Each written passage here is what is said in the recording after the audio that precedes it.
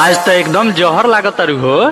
आओ चाट के मर जा। भाई लोग नमस्कार, आप लोग कैसे हैं? आशा करता हूँ कि आप सब बहुत ही अच्छे होंगे। जी हाँ दोस्तों, आप सभी को बता दूं कि आपके चाहता singer global star Khesari Lal Yadav ji ने आप सब के लिए बहुत ही हाई लेवल गाना आप लोग के बीच लेकर आ रहे हैं। जहाँ दोस्तों जिस गाने का नाम है सैया दावा तारे। जी हाँ दोस्तों, सैया दावा तारे बहुत ही हाई लेवल गाना, जो है नंबर 1 ट्रेंडिंग में चलने वाला गाना है। जहाँ तो कल शो में आसफोरी भोजपुरी, जहाँ तो आसफोरी भोजपुरी पे आप लोगों को 6:45 पे आप लोगों को ये सॉन्ग देखने को मिलेगा। जहाँ तो नंबर 1 ट्रेंडिंग में चलने वाला गाना है। जहाँ तो आप सभी को बता दूँ कि इस सॉन्ग को गाए आपके चाहता singer global star Khesari Lal Yadav ji, music से आर्या शर्मा और गीत लिखे पवन पांडे जी ने। जहाँ तो पवन पांडे जी ने बहुत ही हाई लेवल गाना, जैसे नंबर 1 ट्रेंडिंग में चलने वाला गाना है। कल शो में आप लोगों को आसफोरी भोजपुरी लोगों को देखने को मिलेगा। है दोस्तों, अगर आप हमारे चैनल पर नए हैं तो प्लीज चैनल को सब्सक्राइब करें, ताकि जब भी मैं न्यू अपडेट लेकर आऊँ तो सबसे पहले आप तक पहुँच सके। जी हाँ, तो मिलते हैं अगले वीडियो अपडेट। तब तक के लिए अपना ख्याल रखना।